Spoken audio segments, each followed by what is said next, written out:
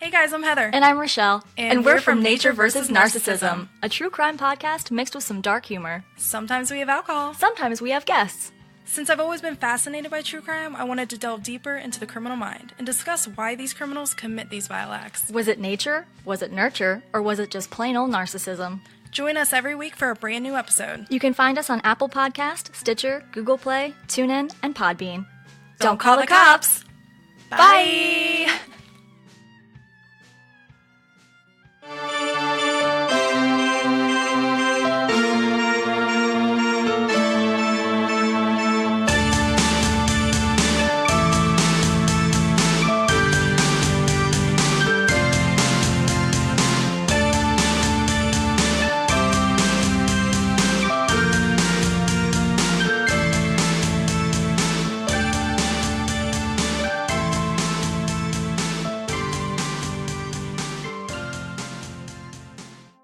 Welcome to No Better Death, the podcast that knows while you can die no better death than your own, that doesn't mean we can't take a look for the unusual and noteworthy in the deaths of others.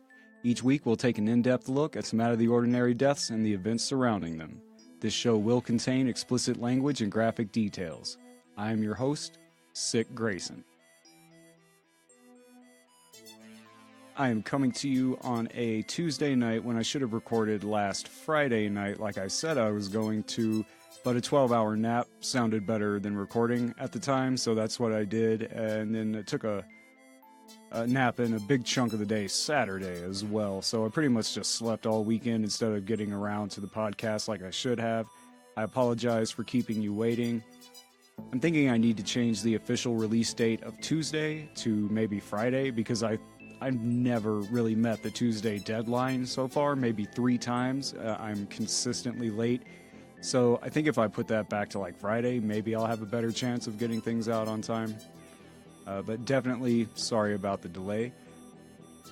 I will apologize ahead of time. My throat feels real scratchy today, like it's shredded. I don't know why. I haven't been coughing. I don't smoke. I vape a little bit, but something's up with my throat today, and it's real itchy and scratchy. So if my voice isn't the best on this show, on this episode, I do apologize. I don't know. I feel like I've got vocal fry right off the bat. Something's up with my throat. I feel like today's show might run a little long. I'm really not sure. I never can really tell. I assume once I have about 20 to 25 pages of script, that's an average show. Anything over that, probably going long.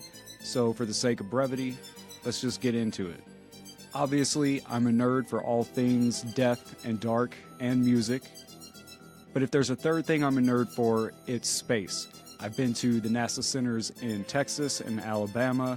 Haven't had the chance to hit the one in Florida, despite being like 5 miles from it at one point.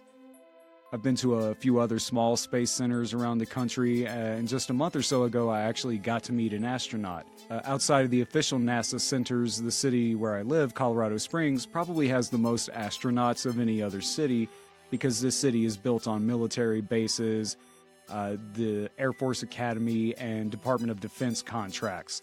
And a lot of the tech companies that get those lucrative contracts aren't just resetting passwords and installing routers. They design everything from missiles and planes to satellites and long-haul space vessels for as-of-yet unlaunched space expeditions. So there's a lot of ties to the space and aeronautical industries around here, and about a month ago or so, went on a mission to service the Hubble Space Telescope, big at the Discovery Space Foundation. And this event was basically an attempt to convince kids to go into engineering because there's a shortage of qualified engineers in the government contract sector, which again is anything from computer systems to spaceships. And the speaker at this event was U.S. astronaut Dwayne Digger Carey. Digger piloted the Columbia. It was really cool listening to him talk about how his career as an Air Force pilot led to joining NASA and what his duties were on the mission. He showed a home movie that he and a fellow astronaut shot while they were up there, and that other astronaut was Mike Massimino, who you would know as astronaut Mike from Big Bang Theory, the guy that went to space with Wolowitz. So it was a really cool evening. There were free snacks, so I ate like 3 bags of those little crunchy Cheetos. Love those little crunchy Cheetos. And I am the guy that has to read every note, every placard, every display. I can't tell if my family likes going to museums and space centers with me or not, because I will let the kids run wild while I read every sentence in the building, and it kind of leaves Miss Grayson to wrangle the kids and wander around on her own trying to occupy herself. And I'm there all day. If I pay to get in, I'm learning something. I geek out. I've touched rocks from Mars and the moon.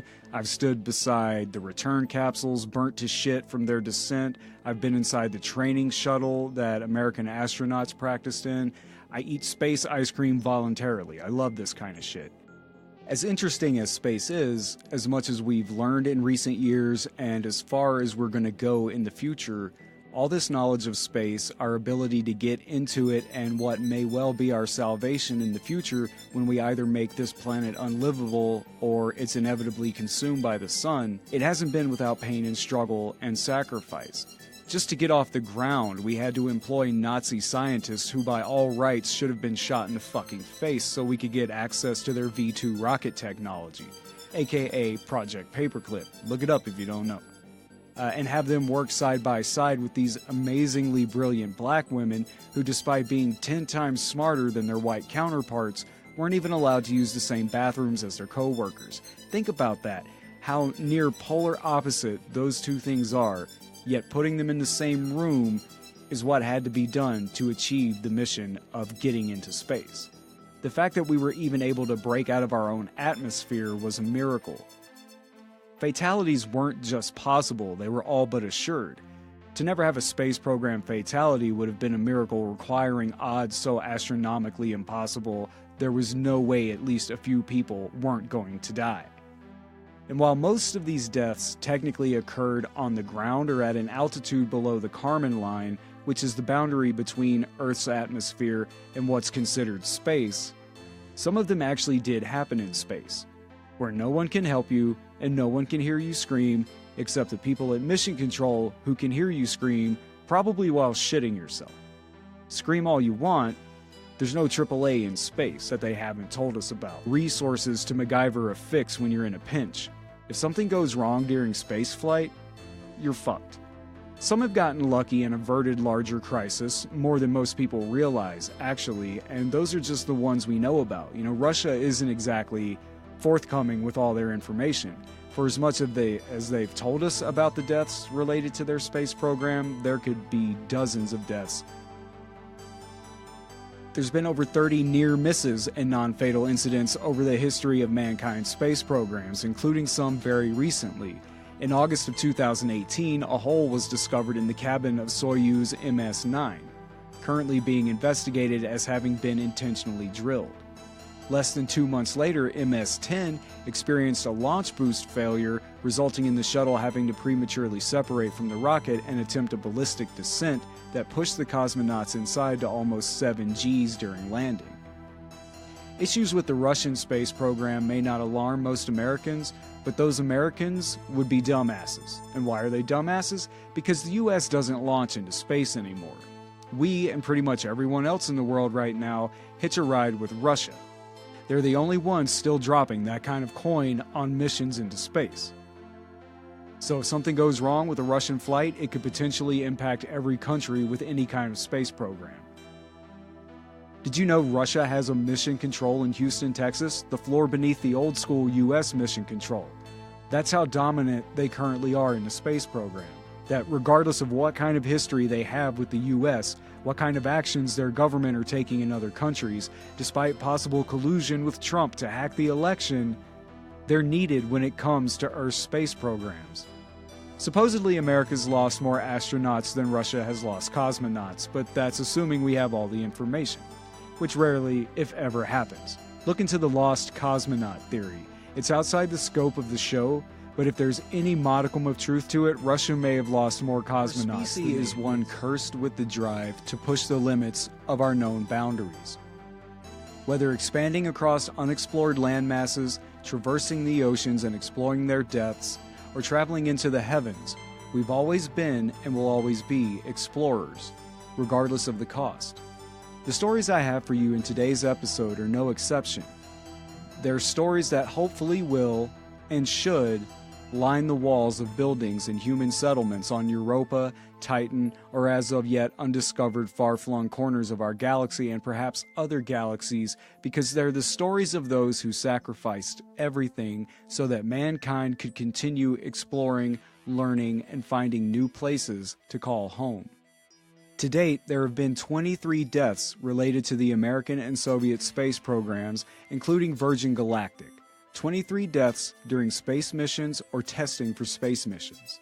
If you were to add in the deaths incurred from flight training accidents and civilians killed on the ground when things have gone wrong during launch, usually contractors and employees tasked with maintaining the launch structures and the like, the death toll climbs to over 150. And while all of these deaths deserve equal treatment and reverie, I'm going to focus mostly on the ones that happened during testing and actual spaceflight. To avoid confusion later, I need to give you a little bit of background information. From 1959 through 1972, the United States operated a series of 3 space programs: Mercury, Gemini, and Apollo.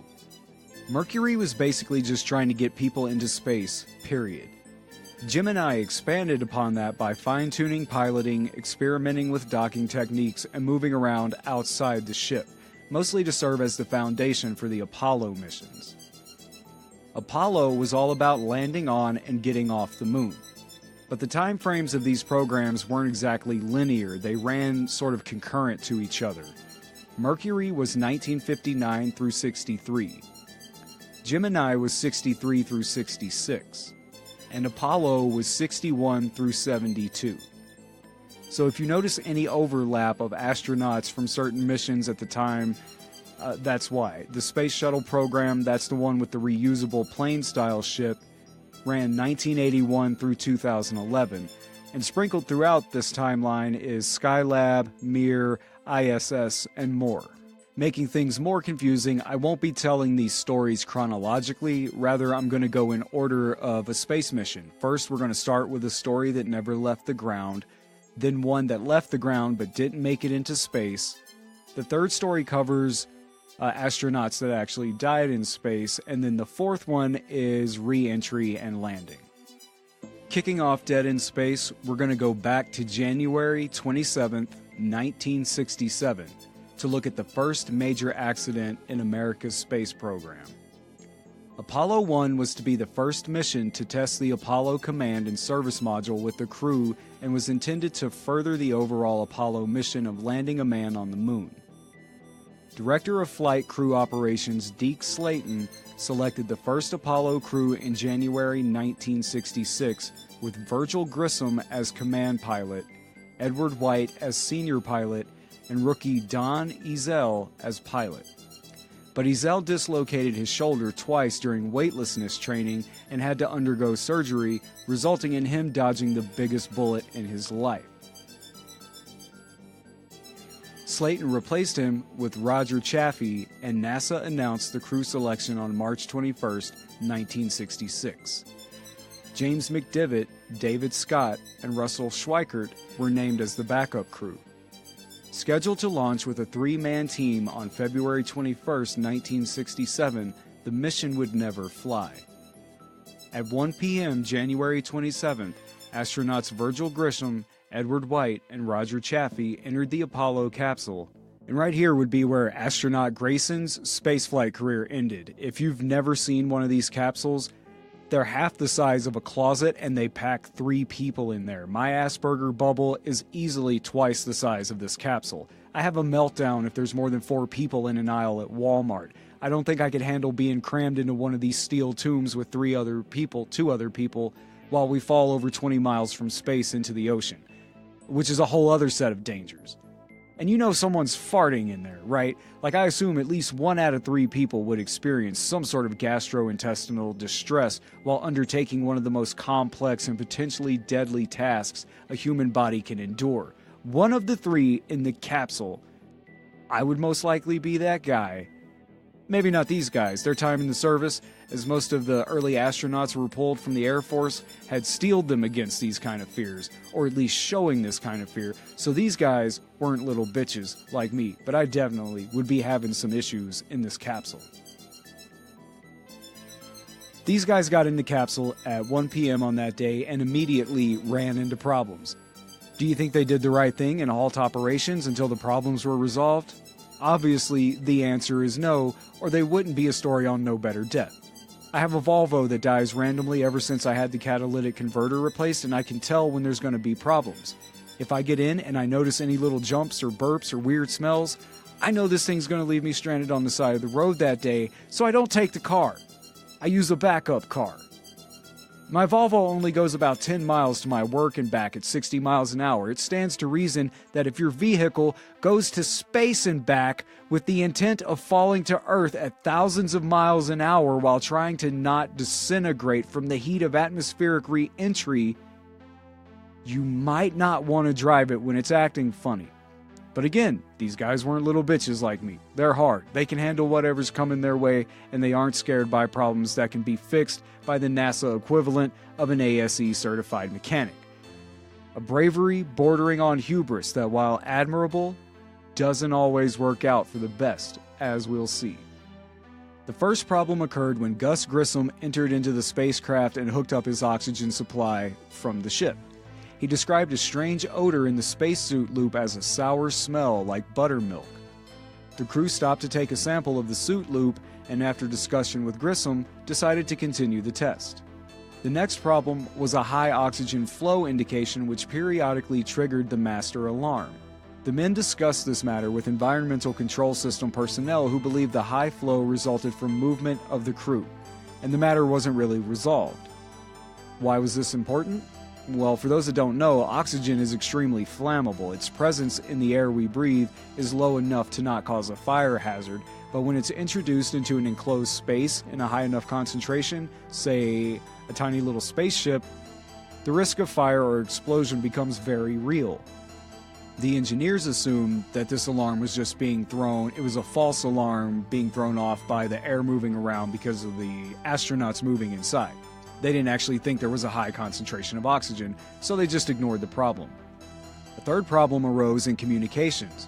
At first, faulty communications seemed to exist solely between command pilot Grissom and the control room. The crew made adjustments.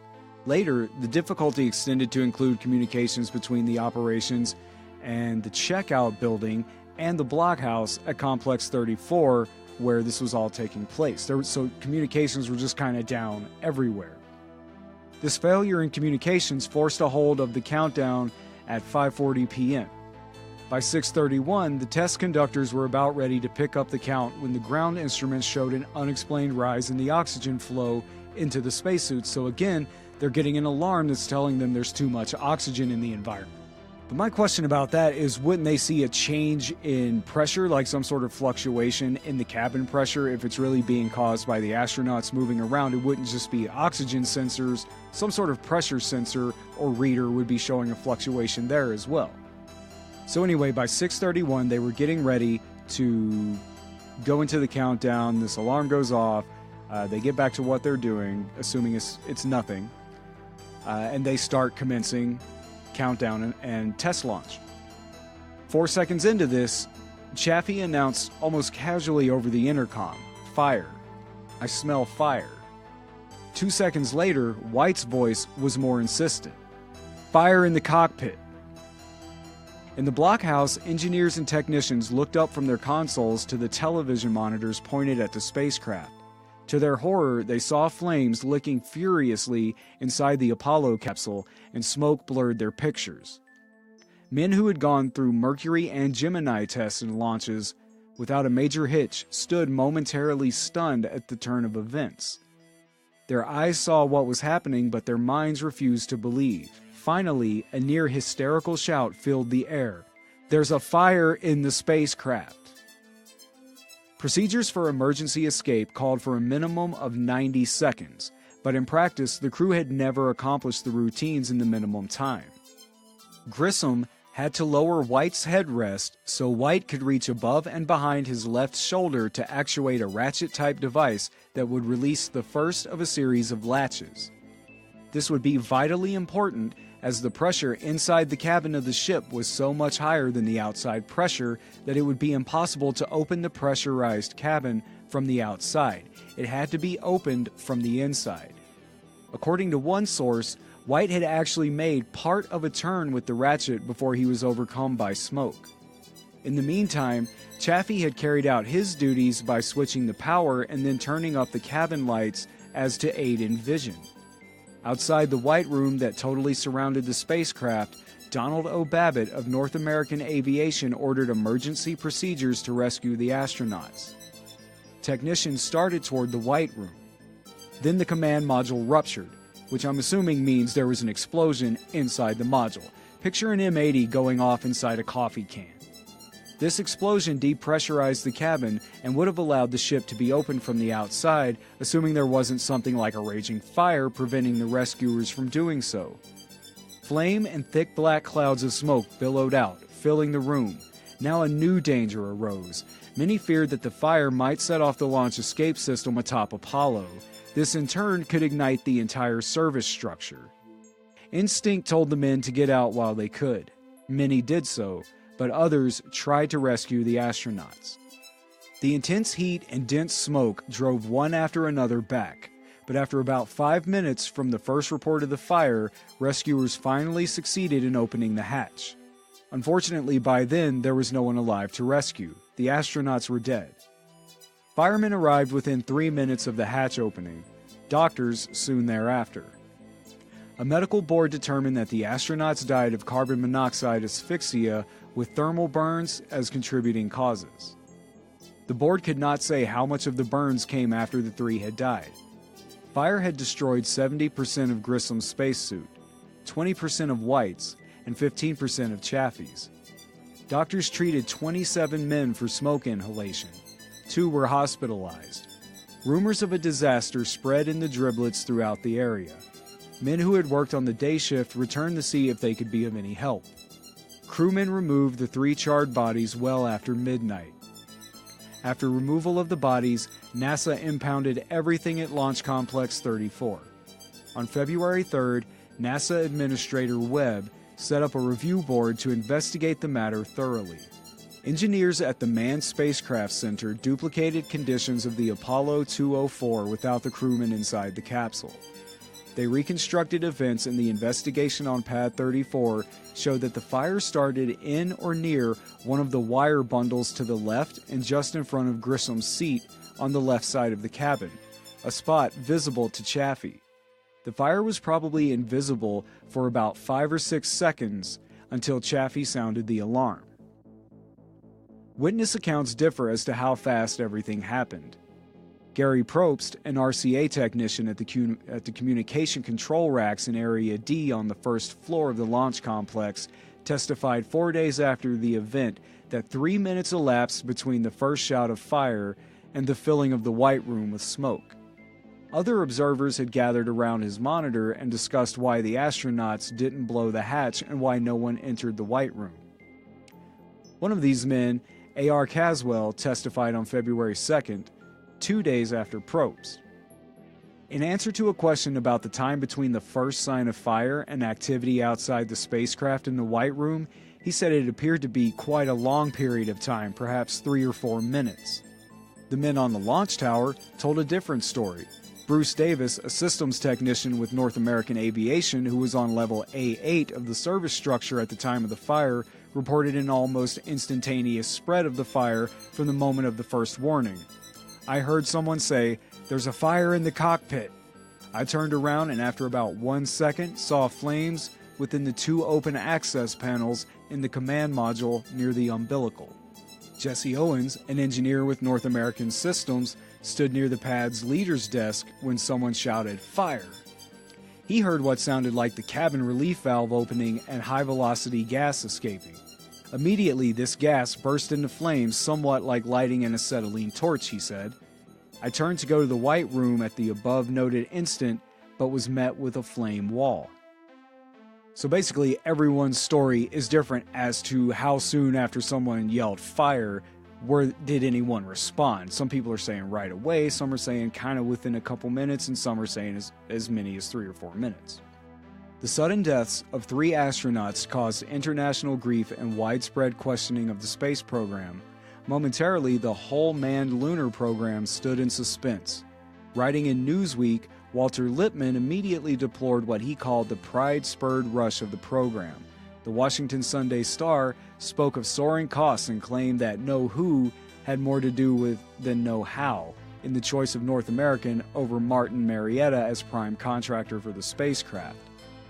A longtime critic of the space program, Senator William Fulbright of Arkansas, chairman of the Senate Foreign Relations Committee, placed the root cause of the tragedy in the inflexible but meaningless goal of putting an American on the moon by 1970, and called for a full reappraisal of the space program. Distinguished scientist Dr. James Van Allen, discoverer of the radiation belts in space, charged that NASA was losing its soul. It had become a huge engineering, technological, and operational agency with less and less devotion to the true spirit of exploration and to the advancement of basic knowledge. But President Johnson held firm to the predetermined goal and communicated his confidence to NASA. If that guy was mad then, his head would explode now. As a government contractor, I can assure you that this is what happened to every area of the government by the 2000s, not just the space program.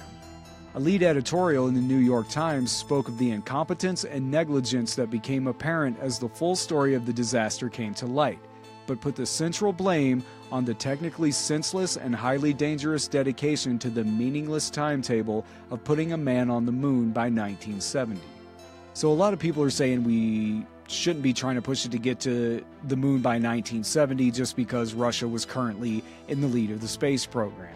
We set an arbitrary deadline for no good reason other than to beat Russia, and by pushing that deadline and our resources as thin as they could possibly go to meet that deadline, we put lives at risk, which very well could be the truth. The Apollo 1 incident delayed any launches of a manned Apollo mission for over a year while multiple redesigns were implemented into almost every aspect of the program.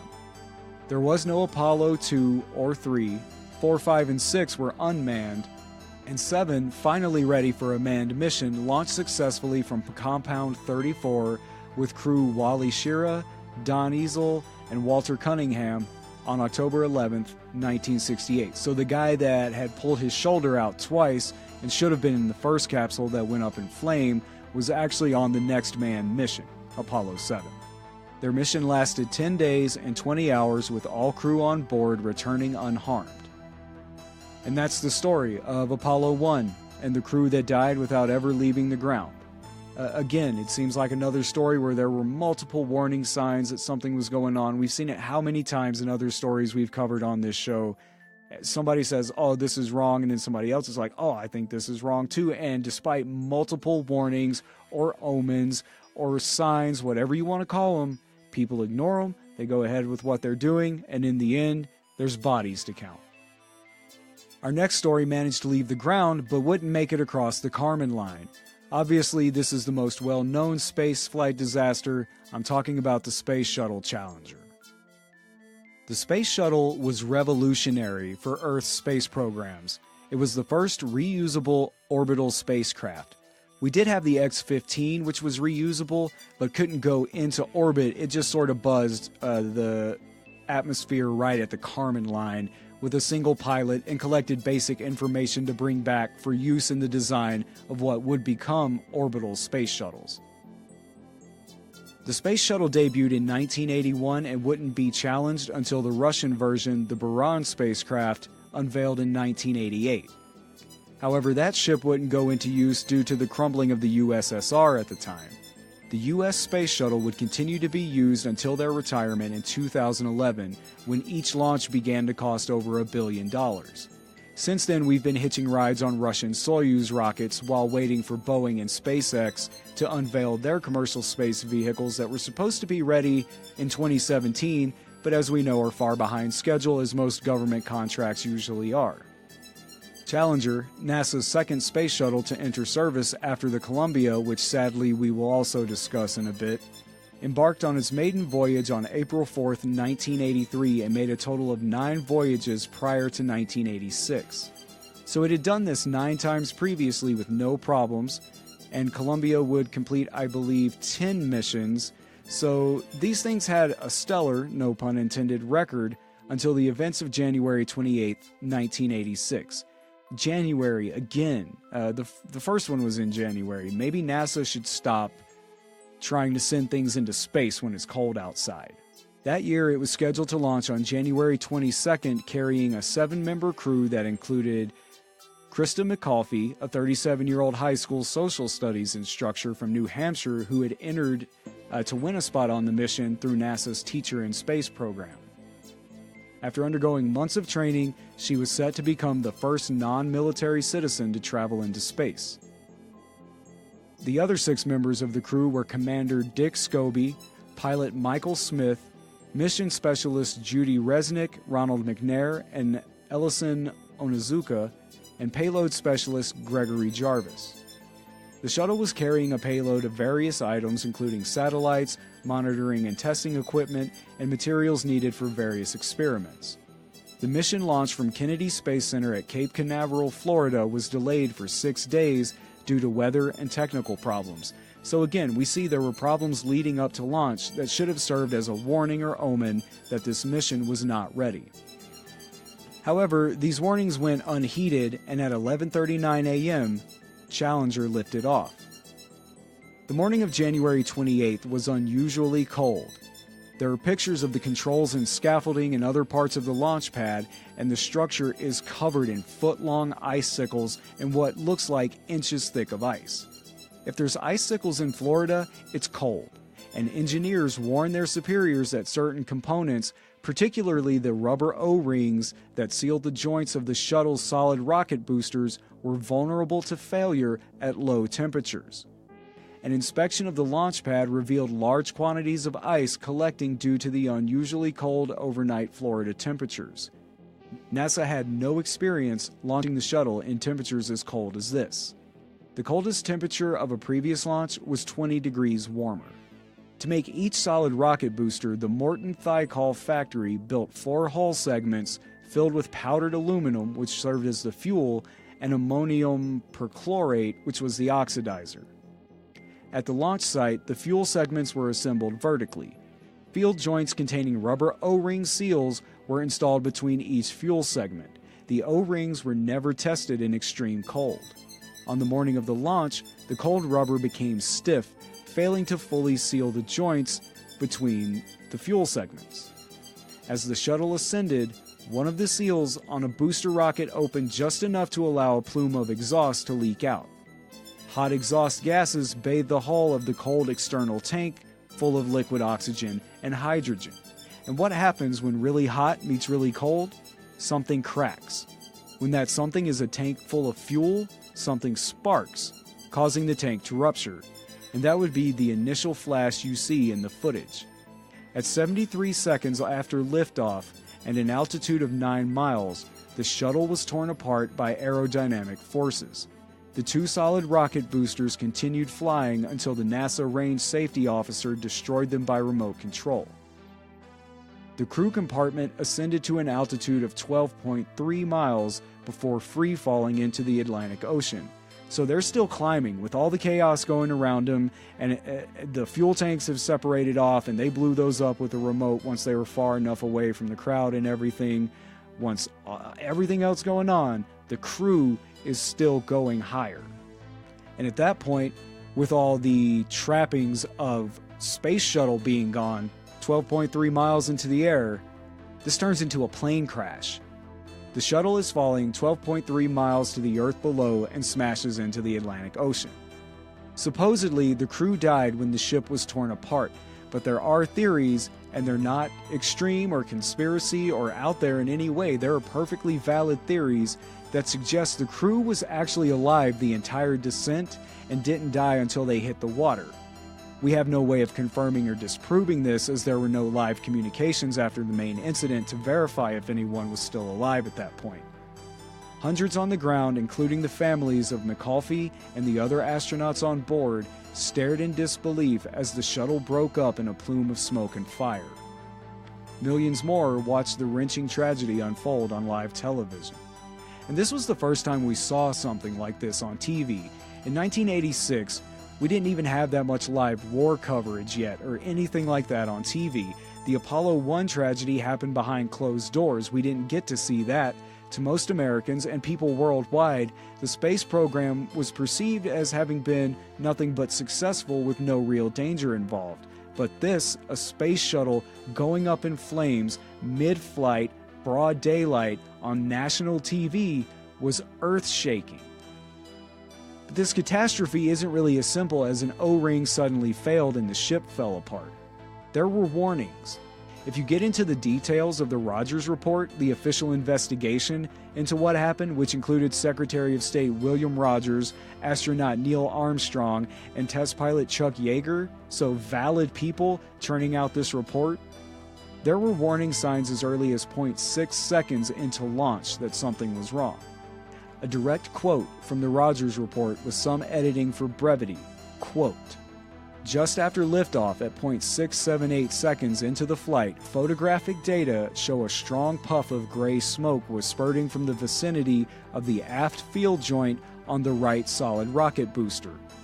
The two-pad 39B cameras that would have recorded the precise location of the puff were inoperative. Computer graphic analysis of film from other cameras indicated the initial smoke came from the 270 to 310 degree sector of the circumference of the aft field joint of the right solid rocket booster." I know, a lot of technical speak. "This area of the solid rocket booster faces the external tank. The vaporized material streaming from the joint indicated there was not complete sealing action within the joint." So about 0.7 seconds, not even a whole second into the flight, footage confirmed something was going on. They just couldn't see it at the time of launch because the cameras that would have been pointing directly at this area were offline, probably due to ice coverage. 8 more distinctive puffs of increasingly blacker smoke were recorded between 0.836 seconds and 2.5 seconds. The smoke appeared to puff upwards from the joint, Nuge, while each smoke puff was being left behind by the upward flight of the shuttle. The next fresh puff could be seen near the level of the joint. The multiple smoke puffs in this sequence occurred at about 4 times per second, approximating the frequency of the structural load dynamics and resultant joint flexing. Computer graphics applied to NASA photos from a variety of cameras in this sequence again place the smoke puff's origin to the 270 to 310 degree sector of the original smoke spurt. So all this is saying is that smoke is coming pretty much on a timer, as it would if there were a crack in something that shouldn't be there. As the engines are doing their work, as the boosters are doing their work, and the rocket descends, they're seeing puffs of smoke coming out. Like pretty much the timing of, say, pistons in an engine. If you could trace the exhaust your car is spitting out, something sort of like that, but in puffs rather than a long stream. As the shuttle increased its upward velocity, it flew past the emerging and expanding smoke puffs. The last smoke was seen above the field joint at 2.733 seconds. At 3.375 seconds, the last smoke was visible below the solid rocket boosters and became indiscernible as it mixed with rocket plumes and surrounding atmosphere. The black color and dense composition of the smoke puffs suggests that grease, joint insulation, and rubber O-rings in the joint seal were being burned and eroded by the propellant gases. Main engines had been throttled up to 104% thrust, and the solid rocket boosters were increasing their thrust when the first flickering flame appeared on the right solid rocket booster in the area of the aft field joint. So basically what it's telling you, all the smoke that's been going up to this point was shit burning in between all these connectors and joints that should not have been burning. This first very small flame was detected on image-enhanced film at 58.788 seconds into the flight. It appeared to originate at about 305 degrees around the booster circumference at or near the aft field joint. 1 frame later from the same camera, the flame was visible without image enhancement. It grew to a continuous, well-defined plume at 59.262 seconds. At about the same time, telemetry showed a pressure differential between the chamber pressures in the right and left boosters, so the O-ring has failed at this point. The right booster chamber pressure was lower, confirming the growing leak in the area of the field joint. As the flame plume increased in size, it was deflected rearward by the aerodynamic slipstream and circumferentially, some big word, by the protruding structure of the upper ring attaching the booster to the tank. These deflections directed the flame plume onto the surface of the external tank. This sequence of flame spreading is confirmed by analysis of the recovered wreckage. The growing flame also impinged on the strut attaching the solid rocket booster to the external tank. So the fire and the hot gases are hitting the outside of the tank. At about 62 seconds into the flight, the control system began to react to counter the forces caused by the plume and its effects. The first visual indication that swirling flame from the right solid rocket booster breached the external tank was at 64.66 seconds, when there was an abrupt change in the shape and color of the plume. This indicated that it was mixing with leaking hydrogen from the external tank. Changes in the hydrogen tank pressurization confirmed the leak. Within 45 milliseconds of the breach of the external tank, a bright sustained glow developed on the back-tiled underside of the Challenger between it and the external tank. This is fuel burning off now. Beginning at about 72 seconds, a series of events occurred extremely rapidly that terminated the flight. It sounds so technical, right? You're talking about an event that killed 7 people and destroyed the lives of their loved ones forever, and you're just going to say that the flight was terminated. Kind of cold. Data indicated a wide variety of flight system actions that support the visual evidence of the photos as the shuttle struggled futilely against the forces that were destroying it. At about 72.2 seconds, the lower strut linking the solid rocket booster and the external tank was severed or pulled away from the weakened hydrogen tank, permitting the right solid rocket booster to rotate around the upper attachment strut. 73.124 seconds, white vapor pattern is observed blooming from the side of the external tank bottom dome.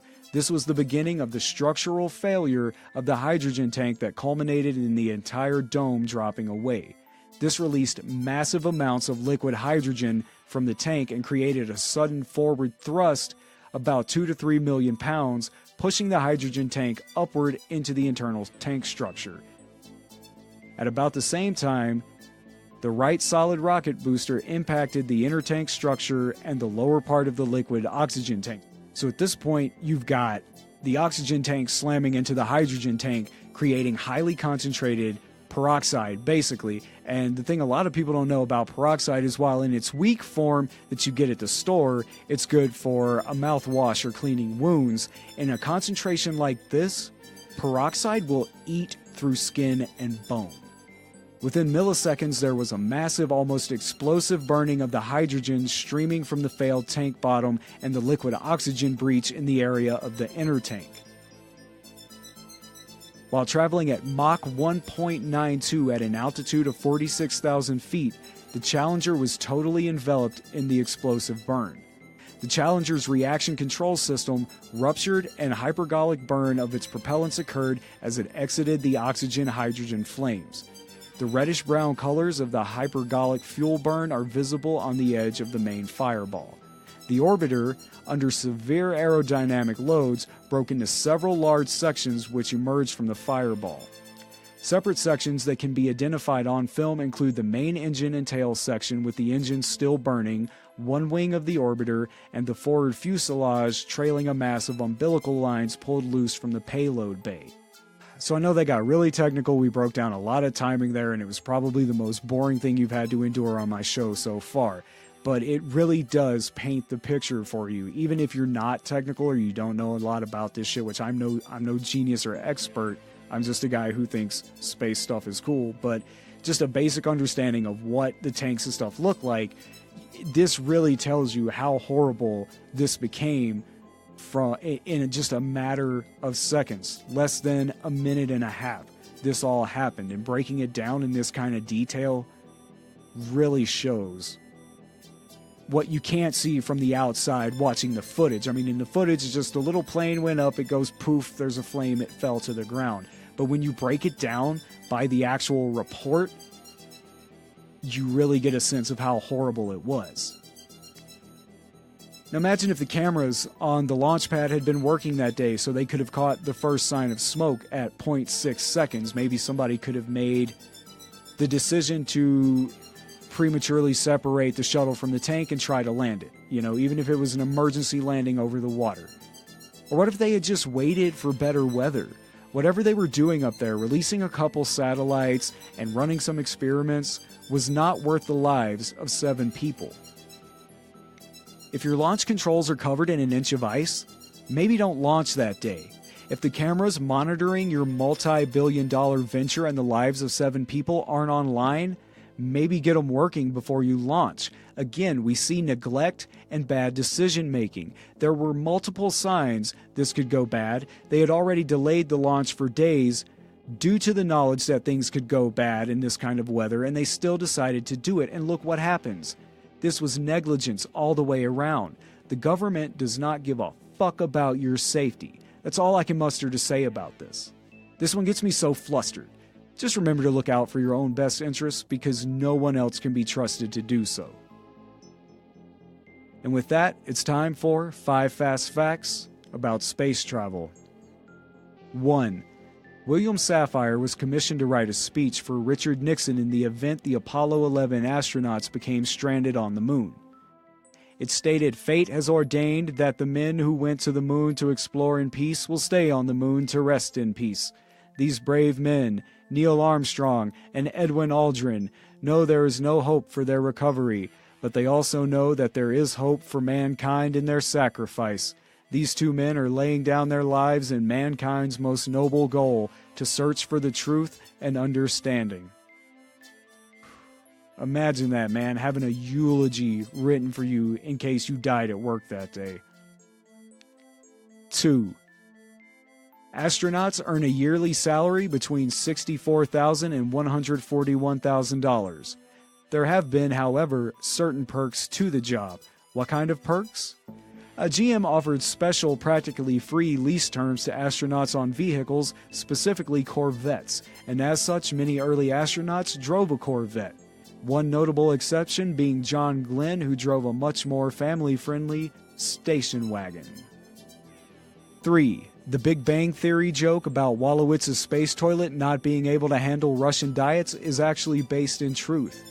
The biggest argument between American and Russian astronauts on the ISS is use of bathroom facilities, because Russians, whose meals include jellied fish and borscht, have a tendency to clog the toilets, so American astronauts have banned them from using their potties. 4. No life insurance company on the planet would insure the Apollo 11 astronauts, so they created a backup plan of signing autographed photos that could later be sold by their families if they needed money in the event of a catastrophe. 5. What does space smell like?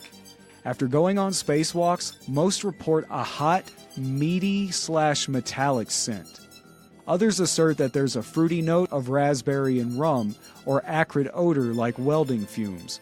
No truly inclusive description has ever been created, and NASA's attempts to recreate the indescribable scent have generally met with failure. And I'm going to throw in a fun 6th fact here, as I do sometimes. Someone actually has shit themselves in space. Frank Borman, commander of the Apollo 8 mission, awoke from a nap with an upset stomach. He vomited and had diarrhea, the globules of which floated all over inside the ship in zero gravity. The men cleaned it up, and Borman insisted his sickness not be relayed back to mission control, but the other astronauts insisted it be reported. After taking some medication, he was all better. So nothing major. He didn't get some kind of space stomach flu or anything like that. And that has been 6 fast facts about space travel. From the ground through launch, we finally reach space and the tale of the doomed crew of Russia's Soyuz 11, the only Earth-born spacefarers to ever die in what can technically be considered outer space, or at least as far as we know. The space race has always appeared to be between the US and Russia, despite France having a very admirable space program that's contributed to the programs of other countries in countless ways. The world's always viewed it as US v Russia. The U.S. launched the first rocket into space, though it was mostly German tech, as well as the first life forms, fruit flies. The U.S. also launched the first mammals into space, though they didn't survive their missions. Russia was the first to succeed in bringing animals back from space alive, as well as putting the first human in space, the first unmanned craft on the moon. The U.S. put the first humans on the moon, a record still held by our country today. Russia had the first spacewalk, first space station, first docking with a space station, and first time humans actually spent inside a space station at 23 days. And it's this last accomplishment that brings us to the story of Soyuz 11. Soyuz 11 was the only manned mission to board the world's first space station, Salyut 1. The original crew for Soyuz 11 consisted of Alexei Leninov, Valery Kubasov, and Pyotr Kolodin. A medical X-ray examination 4 days before launch suggested that Kubasov might have tuberculosis, and according to the mission rules, the crew was replaced with the backup crew, Gregory Dobrovolsky, Vladislav Volkov, and Viktor Patsayev. And this is probably the only time that tuberculosis actually saved someone's life. 3 lives, actually. For Dobrovolsky and Patsayev, this was to be their first space mission. The Soyuz 7K OKS spacecraft was launched on June 6, 1971 from Baikonur Kosmodrome in Central Kazakh SSR. It would return on June 29th. And this is U.S. time, just in case you notice a one-day difference among various sources. Russia's technically a day ahead of us, so we say June 6th and 29th, but according to the Russian calendar, it was June 7th and 30th. Several months earlier, the first mission to the Salyut, Soyuz 10, had failed to successfully dock with the station. Soyuz 11 successfully docked with Salyut 1 on June 7th, and the cosmonauts remained on board for 22 days, setting space endurance records that would hold until the American Skylab 2 mission in May of 1973. Upon first entering the station, the crew encountered a smoky and burnt atmosphere, and after replacing part of the ventilation system, spent the next day back in the Soyuz until the air had cleared out. Their stay in Salyut was productive, including live television broadcasts. And these were daily broadcasts. The Russian government gave them a primetime TV slot every day for like 2 weeks. They quickly became national celebrities and symbols of the might, intelligence, and ingenuity of the Russian people. Their status would only serve to break the hearts of a nation a few days later. A fire broke out on day 11 of their stay, causing mission planners to consider abandoning the station. The planned highlight of the mission was to have been the observation of an N-1 rocket launch, but the launch was postponed. The crew also found that using the exercise treadmill as they were required to twice a day caused the whole station to vibrate. Russian newspaper Pravda released news of the mission in regular updates while it was in progress.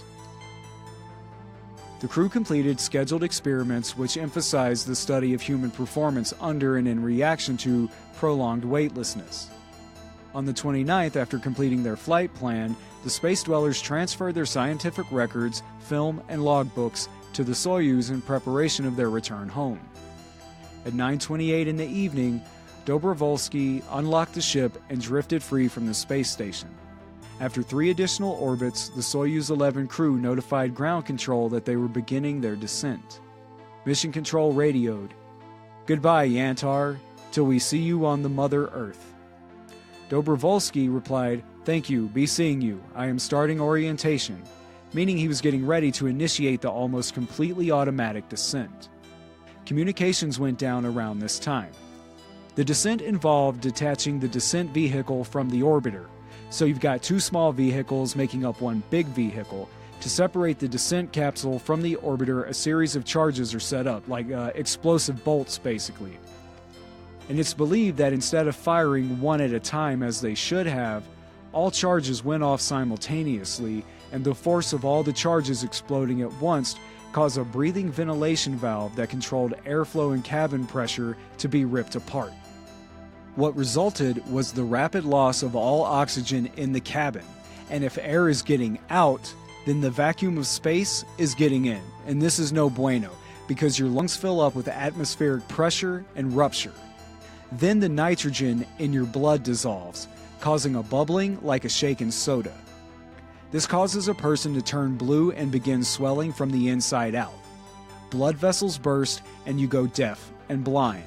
Water, which makes up 70% of your body, begins vaporizing, causing the swelling to get worse. All the while you're experiencing the worst cold imaginable. Actually, it's kind of unimaginable. It's that extreme. In a worst case scenario, all this can cause your brain to shut down within 15 seconds. In more optimal conditions, you have about 90 seconds max. The time from discharging the orbiter to re-entering Earth's atmosphere, where the cabin would repressurize and have at least minimal oxygen to keep someone alive, takes a lot longer than 90 seconds. How long? Long enough to die. With communications being down, there was no way for control to know this was happening, and with descent being automated, everything appeared to be fine. The capsule landed successfully in Kazakhstan, and the retrieval team, having no reason to think anything was amiss, found the capsule and knocked on the side to let the cosmonauts know they were there. There was no response from inside the capsule. Upon opening the door, the retrieval team found all 3 cosmonauts slumped over in their seats, unresponsive, blue, and bleeding from the ears and nose. Dobrovolsky was still warm, so resuscitation attempts were made, but it was too late. All 3 were dead before they re-entered Earth's atmosphere. Autopsies concluded they had died from hemorrhaging of blood vessels in the brain, with asphyxiation and cardiac arrest as contributing causes. Had they been wearing their pressurized and oxygenated spacesuits during the descent, they would have survived. And after the events of the Soyuz 11, wearing spacesuits during descent became mandatory in all Russian craft. The Soviet state media attempted to downplay the tragic end of the mission and instead emphasized its accomplishments during the crew's stay aboard Salyut 1. It was reported that upon hearing the news, many Russian citizens wept openly in the streets. The cosmonauts were given a large state funeral and buried in the Kremlin Wall necropolis at Red Square, near the remains of Yuri Gagarin, the first man in space. U.S. astronaut Tom Stafford was one of the pallbearers. They were also each posthumously awarded the Hero of the Soviet Union medal. U.S. President Richard Nixon issued an official statement following the accident. The American people join in expressing to you and the Soviet people our deepest sympathy on the tragic deaths of the 3 Soviet cosmonauts. The whole world followed the exploits of these courageous explorers of the unknown and shares the anguish of their tragedy. But the achievements of cosmonauts Dobrovolsky, Volkov, and Patsayev remain. It will, I am sure, prove to have contributed greatly to the further achievements of the Soviet program for the exploration of space and thus to the widening of man's horizons. So we've ground tested, launched, floated around in space for a while, and now it's time to come back down to Earth with the February 1st, 2003 Space Shuttle Columbia disaster. And it was probably just natural causes or things outside the control of the space program, right? Fucking wrong. We will see here that once again, people raised concerns about an issue, those concerns were ignored, and 7 people were shot into space in a vehicle that was known to be compromised. Fucking negligence and lack of basic safety concerns. I never intended for negligence to be a running theme on this show. It's just what was uncovered once I started looking into almost every death story ever. Space Shuttle Columbia was the first space-rated orbiter in NASA's Space Shuttle fleet. It launched for the first time on April 12, 1981, the first flight of the Space Shuttle program, and on the 20th anniversary of the first human space flight, Russia's Vostok 1. Over 22 years of service, Columbia completed 27 missions. It was originally scheduled to lift off in late 1979, but the launch date was delayed by problems with both the Space Shuttle main engine as well as the thermal protection system. On March 19, 1981, during preparations for a ground test, workers were asphyxiated while working in Columbia's nitrogen-purged aft engine compartment, resulting in 3 fatalities. Columbia's first 27 missions went relatively well, but the 28th would end in tragedy. So see here, I told you there were plenty of deaths on the ground for people that weren't astronauts, and we saw 3 right here just in getting Columbia ready for its first flight. There were 7 people on the crew of Columbia's final mission: Colonel Rick Husband, Commander William McCool, Lieutenant Colonel Michael Anderson, Captain David Brown, Captain Laurel Clark, Ian Ramon, the first and thus far only Israeli astronaut, and on her second mission, engineer Kaplana Chawla, the first Indian woman to visit space. Their mission lasted 16 days and included such tasks as testing various payloads and technology and microgravity experiments. The mission was considered to have gone well, and all crew members were in good spirits when they began their return to Earth. They even shot a video as they began re-entry that showed everything going well. You can watch this video online. I'm not going to put the audio on, as I don't think it would be very intelligible. The audio is kind of crappy. But it's out there if you want to see it. Just look it up on YouTube. It seemed no different than any other space mission that had gone off without a hitch. Except for one thing. And this one thing happened during launch, so Command was aware of it. During launch on January 16th, a suitcase-sized piece of foam insulation fell off an external fuel tank and struck the left wing of the shuttle. NASA was aware of this and opted to do nothing about it, since foam shedding, as it had been called, had become a rather common occurrence with the space launches and thus far had caused no problems. However, thus far, they hadn't caused any damage to a wing. So this wasn't just a common, oh, the styrofoam fell off and it bumped something and fell to the ground. It's fine. This hit an integral piece of the ship. And some NASA engineers had warned that this could be catastrophic, but their concerns went unheard. It was also decided that there was nothing the crew would have been able to do about fixing it while in orbit anyway, and as such, nothing was done about it. I don't think they even told the crew. They shot 7 people into space in a fucked up plane and didn't even give them the necessary information nor option to make their own decisions about an issue that could and would eventually end their lives. If you ask me, the solution would have been to send another shuttle up with the proper tools and materials to look for and repair any damage. And I know for a fact, I can 100% certainty, had NASA told those 7 astronauts, hey, you've got some wing damage, what do you want to do about it? They would have said, we are sitting here until you send someone to help us fix it. Seems like that would have been the most logical course of action. Maybe nothing would happen, but given the chance something could go wrong, NASA should have been proactive and tried to get the ship inspected and repaired before letting the Columbia re-enter the atmosphere. But they didn't, and that's why the Columbia is on no better death and not in a museum with the other space shuttles that didn't explode or disintegrate. On the morning of February 1st, 2003, as the Columbia mission was beginning its descent back to Earth, Mission Control started receiving unusual readings from the tire pressure and temperature sensors on the shuttle's left wing. They were briefly able to contact the crew, but lost communication before they were able to address the concerns, because the concerns should have been addressed weeks ago. Shortly after the shuttle crossed the coast of California while it was at an altitude of over 230,000 feet, civilians started seeing debris falling from the sky. Several unsuccessful attempts at communications were made over the next few minutes as Columbia traveled over California to Texas. Around the time that Columbia should have been landing at the Kennedy Space Center, eyewitnesses near Dallas began reporting that the shuttle had disintegrated overhead.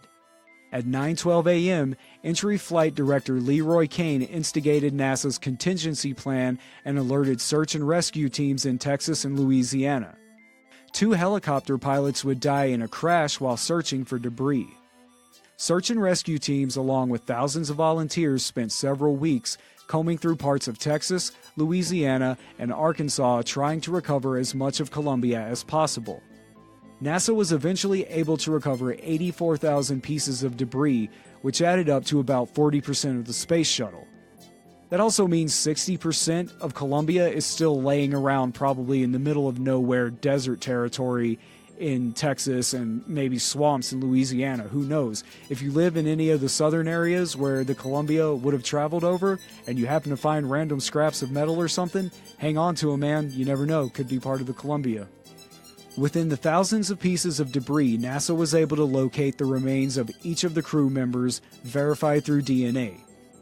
An investigation into the incident later determined that the foam shed during Columbia's launch created a hole in the left wing, which caused extensive damage to the shuttle's sensors and allowed atmospheric gas to leak into the cabin during deorbit.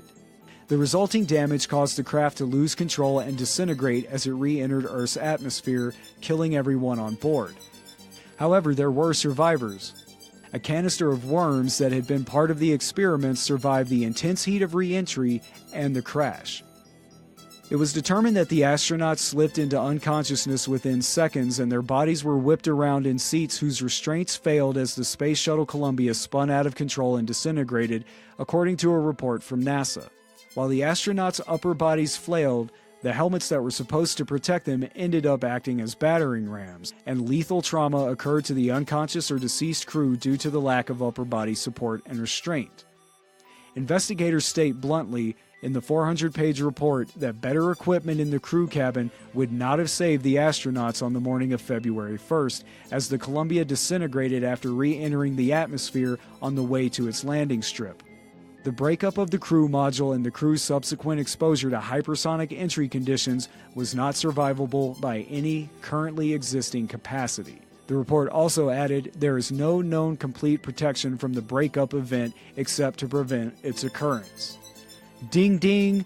Can't stop it while it's happening. You can't stop in the middle of an airplane crash and fix what was going wrong. The only way to prevent this is to be proactive and do everything you can to stop it from happening in the first place, like sending another ship to check for damage before re-entry. The report reconstructs the crew's last minutes, including the warning signs that things were going badly wrong and alerts about tire pressure, landing gear problems, and efforts by the computerized flight system to compensate for the growing damage. It listed 5 lethal events related to the breakup of the shuttle, including depressurization of the crew module, the forces of being spun, the exposure to vacuum and low temperatures of the upper atmosphere, and impact with the ground. The craft went into a nauseating flat spin and the pilot, Commander McCool, flipped switches in a futile effort to deal with the problems. The troubles came on so quickly that some crew members didn't have time to finish putting on their gloves and helmets. The sudden loss of cabin pressure asphyxiated the astronauts within seconds. Pamela Melroy, a shuttle commander and a leader of the study team, said in a conference call that the crew was doing everything they were trained to do and they were doing everything right as disaster struck. President George W. Bush released a statement on the day of the Columbia disaster commemorating the astronauts who gave their lives and also reiterating the importance of space exploration. In an age when spaceflight has come to seem almost routine, it is easy to overlook the dangers of travel by rocket and the difficulties of navigating the fierce outer atmosphere of Earth. These astronauts knew the dangers, and they faced them willingly, knowing they had a high and noble purpose in life. The cause for which they died will continue. Mankind is led into the darkness beyond our world by the inspiration of discovery and the longing to understand. Our journey into space will go on. The most cohesive statement that Halftard ever muttered, probably due to him not having written it. Although there is only one day each year formally dedicated to remembering those who lost their lives in the pursuit of space exploration, the crew members' legacies continue to live on each day. Observances for NASA's annual Day of Remembrance today are held at Virginia's Arlington National Cemetery, Florida's Kennedy Space Center Visitor Complex, and multiple other NASA centers. And that, Death Nerds, is episode 17, Dead in Space. What did we learn?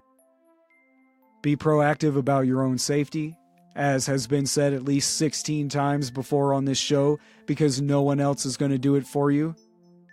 Voice your concerns about things loud enough for people to actually listen to you and demand action be taken. Don't stop throwing a fit until someone actually does something. It could save lives and avert tragedy. Also, we need to have a greater respect for these spacefaring daredevils who risk their lives to learn more about the universe in which we live. They're out there discovering things that may well save our planet, or at least our species, one day. And we learn that worms are probably the most hardcore creatures on Earth. I do want to apologize again for my voice. As I said earlier, my throat is really itchy and scratchy and dry today for some reason. Hopefully you were able to hear everything I said. Hopefully I sounded coherent. If not, my apologies. I will hopefully be back to my butter smooth Barry White voice next week.